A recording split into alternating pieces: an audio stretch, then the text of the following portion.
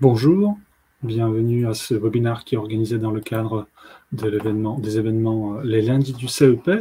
J'espère que vous m'entendez bien et que vous voyez les diapos qui s'affichent sur votre écran, normalement. Donc, vous avez la possibilité, bien évidemment, de poser vos questions via l'onglet « Questions » ou de réagir dans l'onglet « Chat ». Donc, n'hésitez pas à me confirmer que ça passe bien, que le son marche, que vous voyez les diapos. Parfait. Bonjour à tout le monde. Et puis, n'hésitez pas à vous poser les questions tout au long du webinaire, qui va durer entre 40 et 50 minutes. Et on prendra le temps vers la fin pour y répondre. Donc, les lundis du CEP, c'est un événement qu'on organise régulièrement tous les lundis. Et ces événements, ces petits webinaires sur les différentes thématiques sont adressés aux salariés et aux indépendants. Donc, c'est toujours en ligne, c'est 100% gratuit. On les fait sur les thématiques de l'évolution professionnelle, hebdomadairement, comme j'ai déjà dit, souvent animés par des experts. Et les replays sont toujours disponibles sur notre site, que vous pouvez voir en bas du diapo et que je vous posterai aussi dans le chat. On propose des thématiques sur la création d'entreprises, sur le marché de l'emploi, sur les dispositifs de formation, sur les services d'accompagnement ou sur des thématiques spécifiques. Cette série est un peu différente. Un peu pour les personnes, elle est destinée aux personnes qui ont peut-être une idée de projet ou qui n'ont pas de projet et qui souhaitent réfléchir et construire ou avancer un peu dans la construction du projet. Donc la thématique d'aujourd'hui, on l'a intitulée « Comment passer de mes critères de choix à un projet réaliste ». Donc on parlera déjà, c'est quoi les critères de choix, c'est quoi un projet réaliste. On fera aussi une petite récapitulation des ateliers que nous avons réalisés jusque-là. Donc mon nom, c'est Thomas Sprlak et je travaille en tant que manager de service du conseil en évolution professionnelle dans la région Grand Est. Alors, pourquoi on a décidé d'organiser ce webinaire? C'est parce que presque la moitié des salariés ont connu une évolution professionnelle au cours des 3 dernières années. Et puis, presque la moitié des personnes envisagent d'évoluer professionnellement en 2 prochaines années. Et presque 70% des personnes seraient prêtes à suivre une formation de plusieurs mois pour un poste plus épanouissement professionnellement. Donc, effectivement, la question d'évolution, elle touche beaucoup de personnes. Même on pourrait dire, presque la majorité des gens se sont déjà posés ou se posent la question d'une évolution potentielle. Effectivement, nous, en tant que conseiller en évolution professionnelle, c'est quoi notre rôle? Qu'est-ce qu'on essaie de faire? Bon, c'est un peu simplifié, mais c'est toujours intéressant de le rappeler. À quoi ça sert le conseil en évolution professionnelle? Si vous êtes dans la situation où vous cherchez à définir votre projet professionnel, l'idée, c'est de faire un point ensemble avec un conseiller sur 4 points. Le premier point, qu'est-ce que j'aime faire? D'habitude, ce que j'aime faire, c'est aussi ce pourquoi je suis doué, ce que je fais bien. C'est quelque chose qui m'apporte de la satisfaction, du plaisir. Donc, c'est des compétences, des intérêts, des motivations, quelque chose qui nous donne de l'énergie quand on le fait. Mais aussi, il y a le côté de la réalité, du réel, qui est important. Donc, effectivement, un troisième point, c'est regarder aussi ce dont le monde a besoin.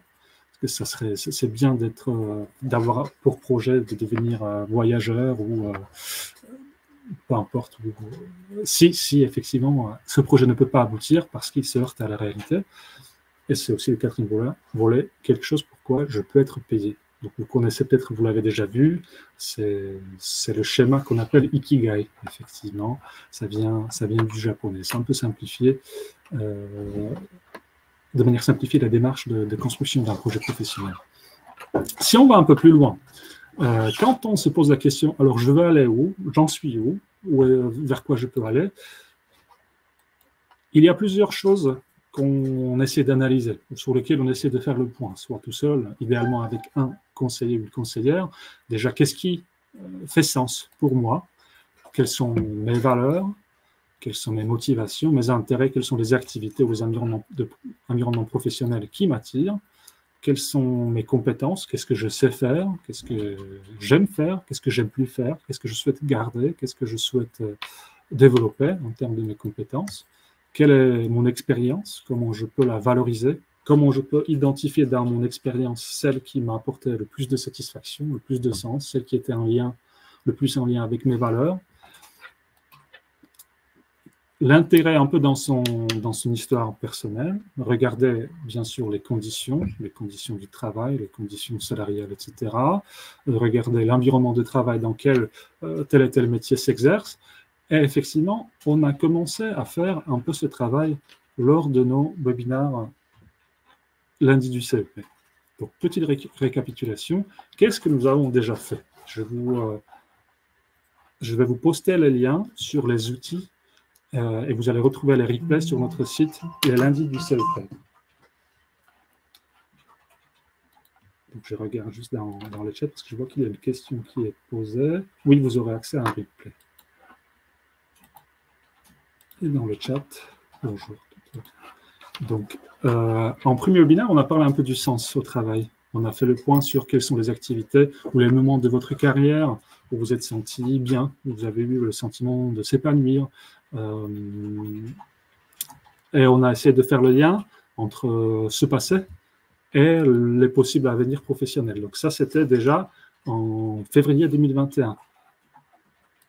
En deuxième atelier, on a parlé un peu des valeurs. Donc, on vous a proposé on a expliqué c'est quoi les valeurs professionnelles, à quoi ça sert, comment on peut les identifier. On a proposé une activité un peu simple, mais peut-être intéressante pour une première réflexion, de tri des valeurs professionnelles. Alors, pour certains, enfin, on le sait bien, pour certaines personnes, ce qui est important au travail, c'est de pouvoir apporter quelque chose aux autres, d'avoir le sentiment d'utilité. Pour d'autres, ça va plus être... plus être... je sais pas, le côté managérial, l'avancement, et tout ça, c'est légitime. L'important, c'est de faire le tri dans ce qui est important pour moi. On a fait aussi un atelier sur les motivations. On a parlé des facteurs d'hygiène, les facteurs de satisfaction. On a réfléchi, qu'est-ce qui va bien aujourd'hui sur mon poste? Qu'est-ce qui me manque? Et on a essayé de construire un plan d'action à partir de ces réflexions. Donc ça, c'était en mai 2021. Un quatrième atelier, on a essayé de parler des compétences. C'est quoi une compétence? C'est quoi les savoir-faire, les savoir-être? Et on vous a proposé une petite activité aussi d'identification de compétences.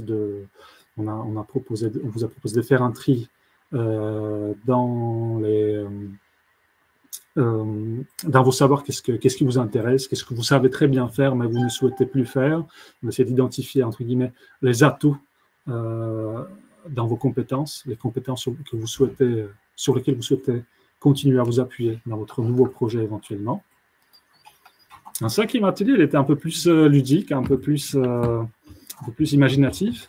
Donc, on a parlé du récit de carrière, de l'histoire. Vous vous souvenez peut-être qu'on a parlé des films préférés, des histoires préférées. Et puis, on a essayé de faire le lien entre ces histoires et son histoire de vie. Donc, on a expérimenté un peu l'approche narrative avec une activité qui permet d'avancer sur ce côté-là. Le dernier atelier, il était centré sur l'environnement professionnel, sur les intérêts. On a parlé des 6 types professionnels, le type réaliste, le type investigateur, le type artistique, le type social, entrepreneur, conventionnel, qui est basé sur la théorie de John Holland, la typologie de Riasek. C'était l'activité où on vous a proposé de vous imaginer dans une pièce où il y a des différents groupes de personnes. Et on vous a invité de sélectionner quels sont les groupes ou les environnements professionnels qui pourraient vous attirer le plus. Donc effectivement, toutes ces activités, on les a proposées pas pour se faire son bilan soi-même, parce que souvent c'est compliqué, même si on peut un peu avancer, mais justement pour vous outiller dans la réflexion concernant votre projet d'évolution, votre projet professionnel. Et à chaque fois, on vous a invité d'aller plus loin, effectivement, en vous proposant des sites et en vous invitant aussi à prendre contact avec un conseiller, une conseillère en évolution professionnelle, parce qu'effectivement, on peut être très, très bien outillé mais on avance quand même beaucoup mieux quand on n'est pas tout seul, quand on est accompagné par un expert d'évolution. Alors, la question d'aujourd'hui, ok, c'est bien, j'ai fait toutes ces activités, et maintenant, je connais, j'ai fait le point sur mes valeurs, mes motivations, le sens, mes intérêts professionnels. Qu'est-ce que j'en fais? Comment je peux avancer? C'est vrai que c'est une question difficile pour vous, mais aussi pour le conseiller, parce que effectivement, il n'y a pas de réponse toute faite là-dedans. C'est à ce moment-là où on a fait le point sur tous ces facteurs qui impactent notre réflexion, qui impactent la construction d'un projet professionnel, où on passe un peu à l'alchimie. C'est-à-dire que ce n'est pas une boîte noire où on met tous ces facteurs et ça nous ressort les métiers qui peuvent nous correspondre. Effectivement, ça nécessite parfois du temps et toujours du temps. Alors, je vous propose une activité qui permet d'outiller aussi cette réflexion du passage entre mes critères de choix et un projet concret, réaliste d'évolution professionnelle. Alors, je vais aller dans le chat et je vous poste le lien d'activité. Donc, normalement, quand vous cliquez sur le lien, vous allez pouvoir accéder au document que je suis en train de vous projeter. Tout en haut, il devrait y avoir un bouton « Télécharger le document ». Est-ce que vous pouvez me confirmer que ça marche?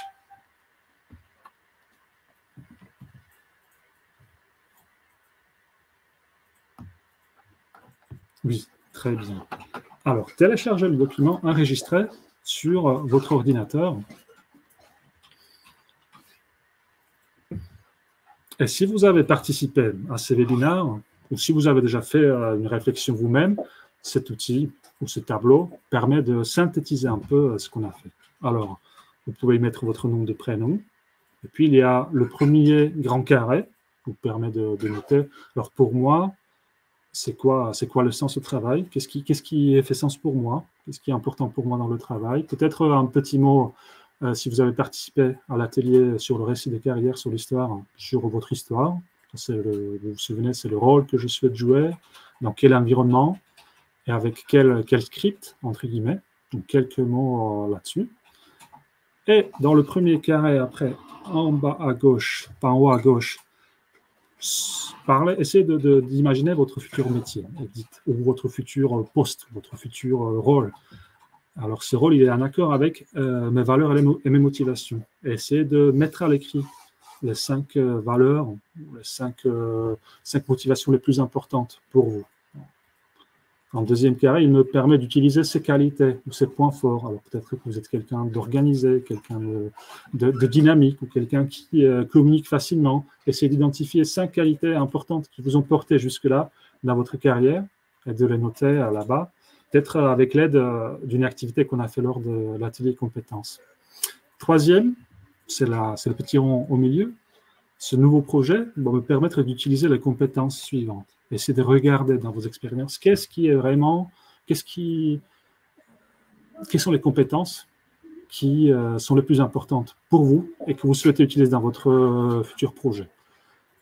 Essayez d'identifier 5 compétences, essayez d'être assez précis si possible. Donc, par exemple, gestion de projet dans le domaine de je ne sais pas quoi, ou ça peut être tout simplement mes compétences dans l'utilisation Excel. Essayez d'être assez concret et de mettre les compétences déjà que vous maîtrisez et que vous souhaitez effectivement utiliser dans votre futur projet. Mais effectivement, ça peut être des compétences aussi que vous souhaitez développer ou les compétences que vous utilisez peu aujourd'hui, mais qui vous attirent et que vous souhaiterez utiliser dans votre futur projet. Le 4e carré, c'est mon environnement préféré. Donc ici, vous pouvez mettre les résultats de l'activité sur le type professionnel de Roland, de l'IASEC. Donc ça, c'est pratique, technique, entrepreneur, etc. Essayez d'y mettre vos 3 environnements préférés et de spécifier pour vous, ça veut dire quoi? Alors, si j'ai choisi l'environnement technique pratique, concrètement, pour moi, ça veut dire quoi? Est-ce que ça veut dire travailler en externe, ou travailler dans un garage, dans un atelier, utiliser des outils, ou plutôt avoir des résultats concrets? Essayez de le spécifier pour vous. Et puis, le dernier carré, essayez de réfléchir sur des conditions concrètes. C'est-à-dire, quel est le salaire qu'il me faut aujourd'hui? Est-ce que je suis prêt à me déplacer éventuellement au travail? Quels devraient être les horaires? Est-ce que je souhaite travailler dans une petite équipe, dans une petite entreprise, ou plutôt dans une grande structure qui me donne de la sécurité? Essayez de concrétiser un peu ce que vous avez. Alors, pour cela, je vais vous poster les liens de ces différents outils qui permettent d'alimenter les cases. Donc, ne les ouvrez pas maintenant. Vous pouvez copier le commentaire, copier ces liens pour y accéder plus tard et les télécharger et avancer petit à petit si vous n'avez pas pu participer. Et effectivement, comme j'ai dit, les replays, c'est sur le site leslundisducep.fr. Vous pouvez retrouver tous ces replays en cherchant atelier. Voilà, donc ça, c'est le premier pas. Est-ce qu'il y a des remarques ou des questions par rapport à ça? Pas forcément, mais effectivement, vous direz, oui, c'est chouette, mais ça ne m'avance pas énormément, parce qu'une fois que j'aurai fait ça, comment je fais par la suite? Et là, pareil, il n'y a pas une réponse toute faite, mais quelques idées peut-être pour avancer. Il n'y a plus qu'à, exactement, dit Céline. La première chose que vous pouvez essayer, une fois que vous avez rempli ça, le montrer aux autres, aux personnes qui vous connaissent, à qui vous faites confiance, en lui posant une question, regarde, ça c'est mes critères que j'ai identifiés. Dans quel métier, à ton avis, à quel métier ou quel type de travail ça pourrait correspondre? Ou bien, si vous êtes courageux, peut-être le montrer à quelqu'un que vous connaissez un peu moins. Bon, peut-être pas forcément un collègue, mais ouais, je ne sais pas. En disant, regarde, qu'est-ce que tu conseillerais à la personne qui est décrite ici sur ce schéma? Quel métier ou quel domaine cette personne devrait s'orienter? Et ça peut déjà donner quelques idées. Ça ne veut pas dire qu'il faut les suivre, ces idées, mais c'est toujours bien d'avoir un regard externe. Puis, deuxième idée, c'est de coller ça sur votre frigo, mettre ça à côté de votre lit, quelque part, vous le voyez régulièrement, et laissez travailler peut-être l'inconscient, laissez mûrir ça. Peut-être que vous êtes quelqu'un de très rationnel, très carré, qui a besoin de prendre le temps, de regarder item par item, brainstormer les métiers. Peut-être que vous êtes plutôt quelqu'un d'intuitif, qui réfléchit de manière un peu holistique, et qui a besoin de dormir, de laisser passer du temps, et puis les idées viennent peut-être au fur et à mesure. Prenez du temps et faites tout pour faciliter ce processus, par exemple, en collant cette chose à votre frigo. Troisième idée, et ça c'est plus peut-être pour les rationnels, mais pas forcément, il y a plein de sites qu'on retrouve en France sur les métiers. Donc on a les Codromes que tout le monde connaît, on a ONICEP, on a même parfois les sites qui sont destinés aux jeunes, aux étudiants, tels que l'étudiant ou Studia, ou etc. Mais sur ces sites, l'avantage, c'est qu'on retrouve plein d'infos sur les métiers. On peut même les classer par domaine, par intérêt, et c'est assez intéressant. Alors, comment procéder? Dans un premier temps, prenez peut-être une feuille blanche et faites 10 lignes sur cette feuille blanche. Notez les items 1, 2, 3, 4, 5, 10. Et essayez de noter tous les métiers où vous vous dites, tiens, ça pourrait me correspondre, ça pourrait être intéressant, ou j'ai envie d'aller plus loin, parce que ça, c'est une piste peut-être à réfléchir. Et dans un premier temps, peut-être ne vous souciez pas, si vous êtes dans une démarche de reconversion, ou si vous êtes ouvert à tout, ne vous souciez pas trop sur la faisabilité, parce que ça viendra après. Effectivement, on va vous proposer un atelier suivant sur comment je concrétise, comment j'élimine le métier, comment j'utilise les informations sur le marché de l'emploi pour aller plus loin dans mes réflexions. Mais dans ce premier temps, ne vous limitez pas. Faites une liste. Il y aura peut-être 3 métiers, peut-être qu'il y en aura 30, peut-être 50, c'est pas grave. L'idée, c'est d'avoir un maximum d'idées pour par la suite, par le principe d'entonnoir, je ne sais pas comment on l'appelle, on va en éliminer, on va peut-être regarder la faisabilité et faire un choix plus rationnel, mais dans un premier temps, permettez-vous d'être un peu fou.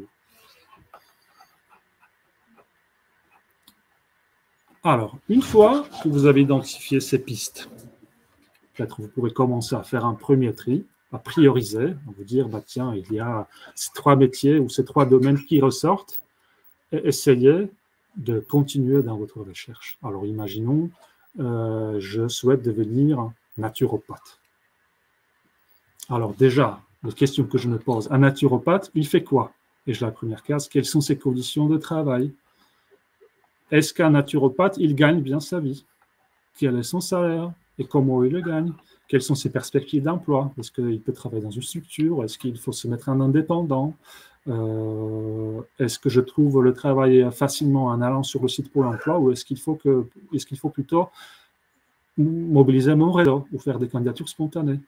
Quel est l'accès à ce métier? Comment on devient naturopathe? Est-ce qu'il faut faire une formation? Si oui, combien de temps elle dure? Comment je peux la financer? Est-ce que dans quel environnement naturopathe travaille? Bon, là, je le sais, en l'occurrence, c'est un environnement plutôt, j'imagine, social, entre guillemets. Quelles sont les compétences requises pour devenir naturopathe? Et puis, quelles sont les possibilités d'évolution? Ça, c'est important, parce qu'effectivement, c'est peut-être quelque chose qui, à court terme, peut être satisfaisant, mais si on se retrouve bloqué pendant 20 ans dans le métier de naturopathe, c'est peut-être pas idéal pour vous. Bon, c'était un exemple pour illustrer.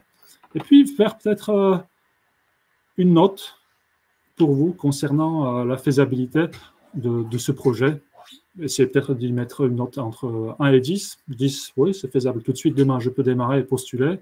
Ou 1, il faut faire un bac plus 8 avant de pouvoir accéder à ce type de métier.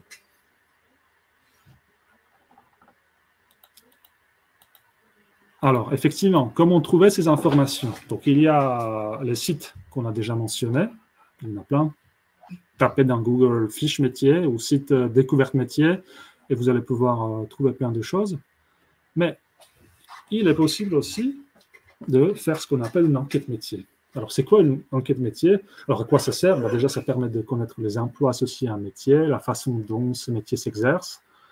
Ça permet de confronter ces représentations du poste avec la réalité. Ça permet de mieux connaître quels sont les profils qui sont recherchés dans ce domaine.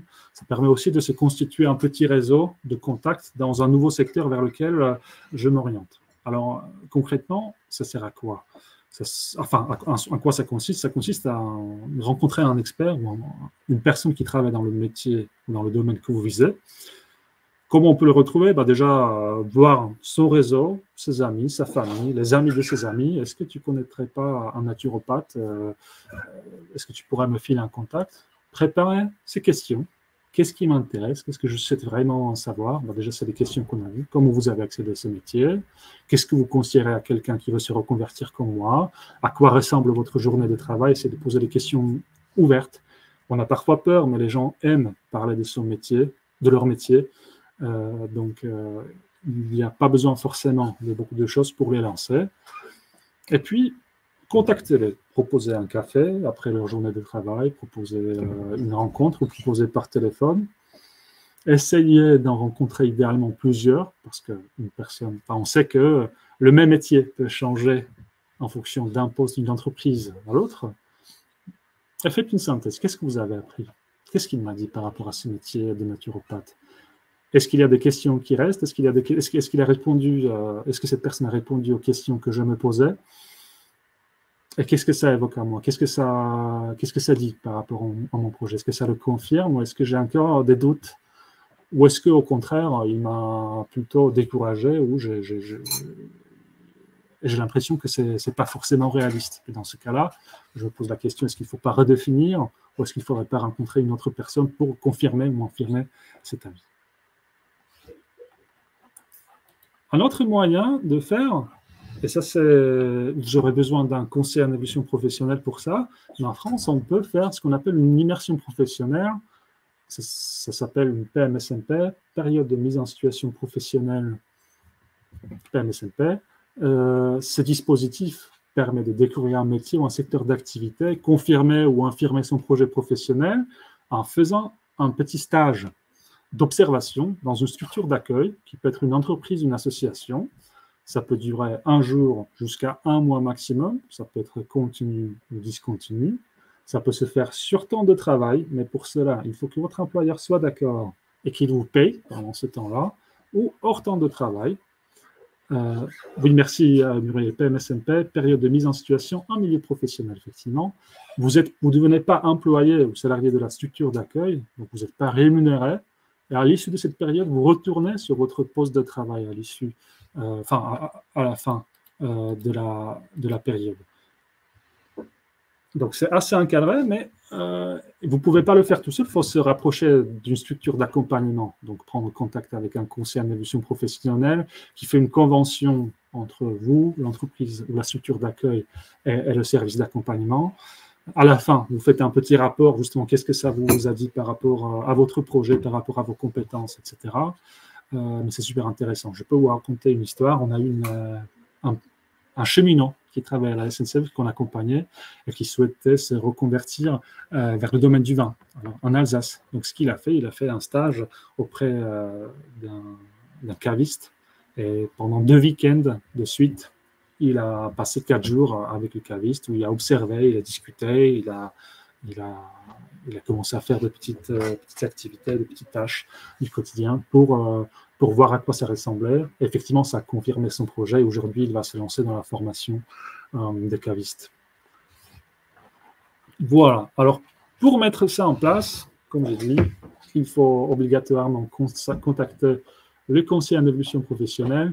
Et c'est ce que je vous propose en conclusion de cet atelier d'aujourd'hui. C'est quoi le conseiller en évolution professionnelle?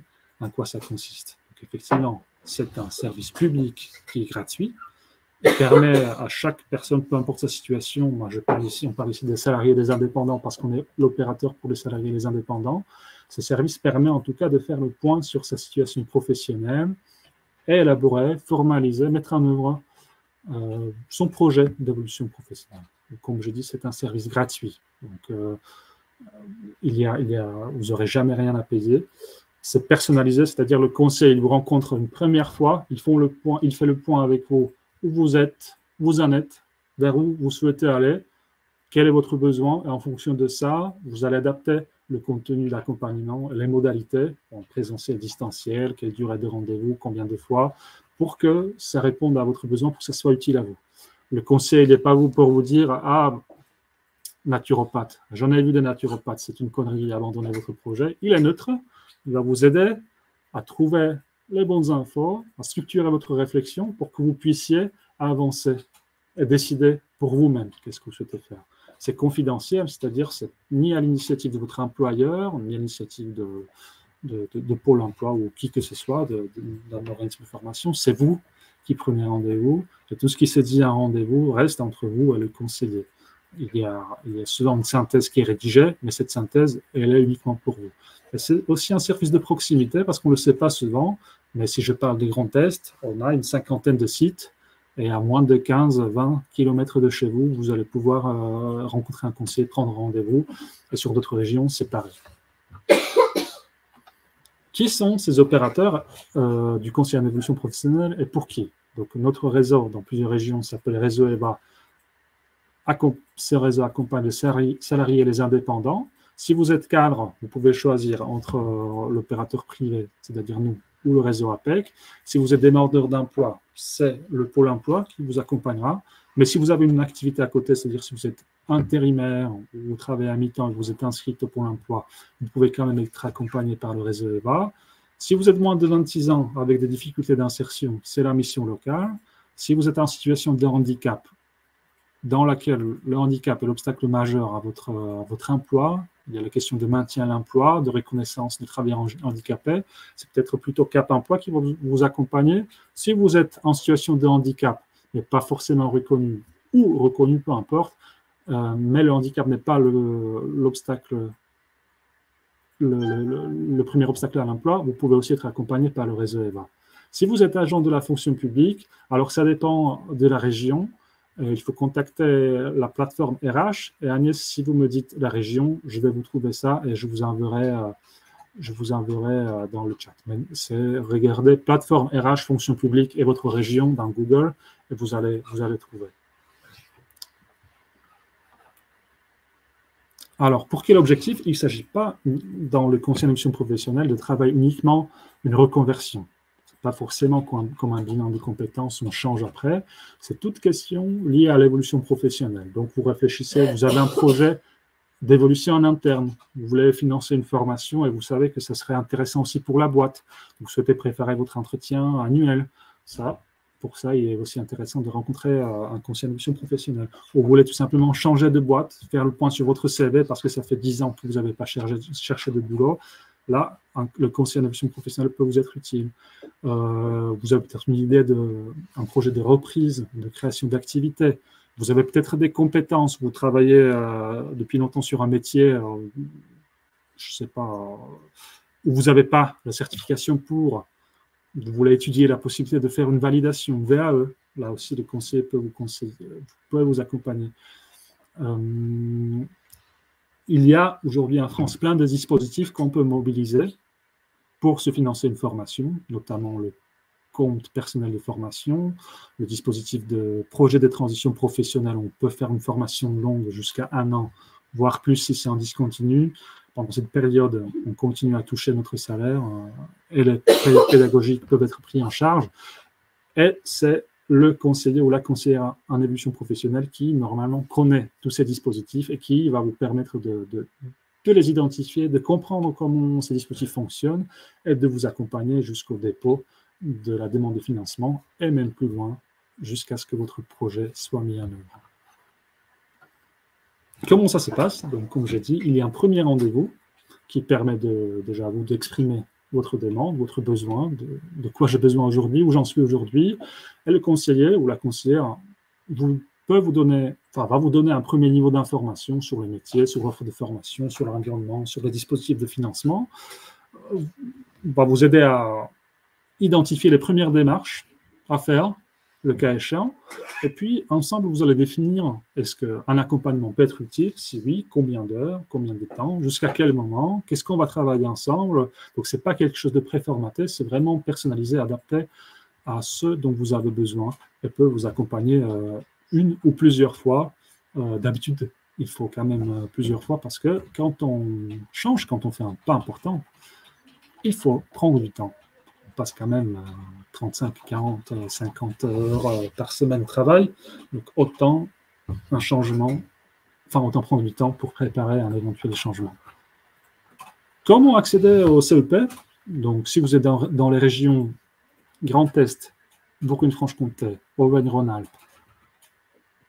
PACA, Occitanie, Nouvelle-Aquitaine, vous pouvez appeler ce numéro. Sinon, pour tous les autres, c'est le site www.mon-cep.org où vous choisissez votre statut, vous mettez votre code postal et le site vous oriente directement vers le bon opérateur. Donc, si vous appelez le numéro, l'avantage, c'est que, peu importe l'avantage si vous êtes salarié et les indépendants, qu'on peut vous proposer des rendez-vous en horaire élargi, c'est-à-dire rendez-vous possible le soir jusqu'à 20h et même samedi matin. Ça peut être à distance ou physique, en fonction de votre disponibilité.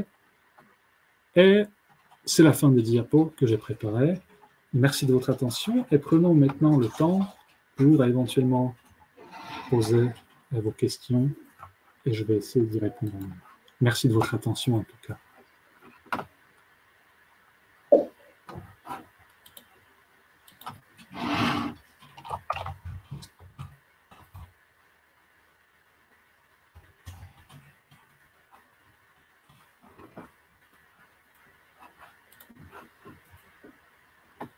Donc n'oubliez pas de télécharger les documents ou enregistrer les liens que je vous ai envoyés. Je vais envoyer tous ces liens.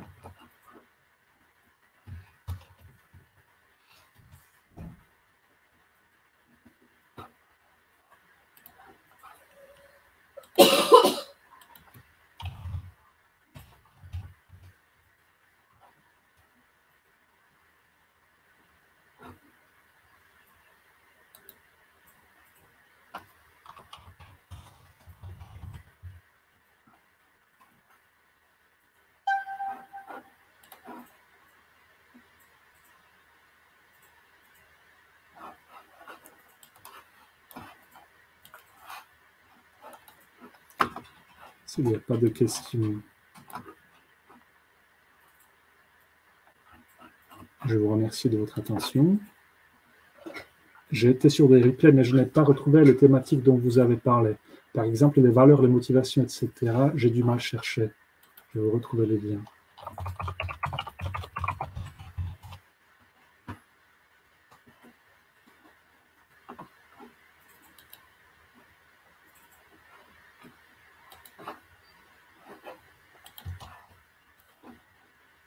Donc, c'est sur cette chaîne-là.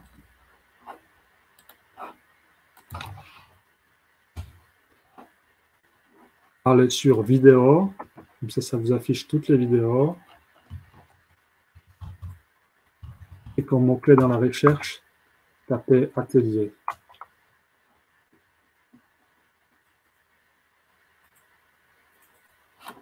Et vous dites que vous ne trouvez pas les valeurs et les motivations. Donc ça, c'est soit pour les valeurs, c'est avril 2021, donc atelier numéro 2.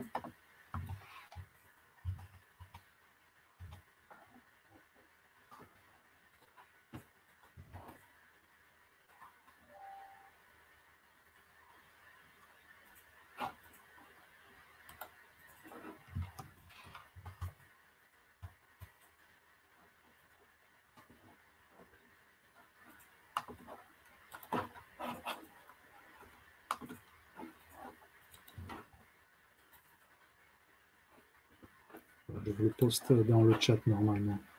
Et si le replay n'est pas là, je demande à notre chargé de compte de le rendre disponible.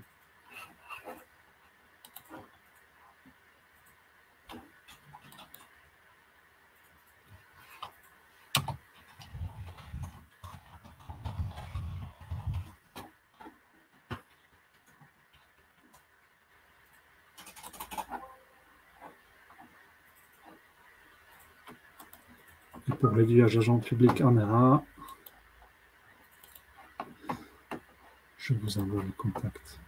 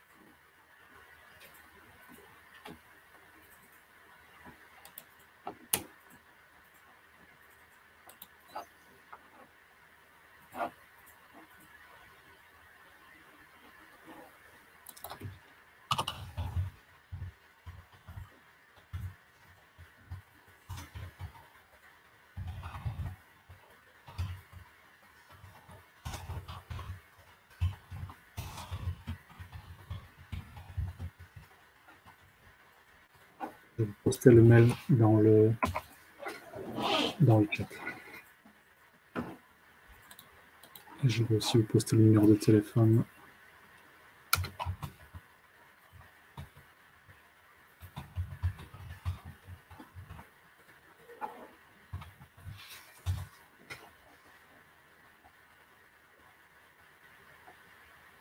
Merci encore de votre participation et passez une bonne journée.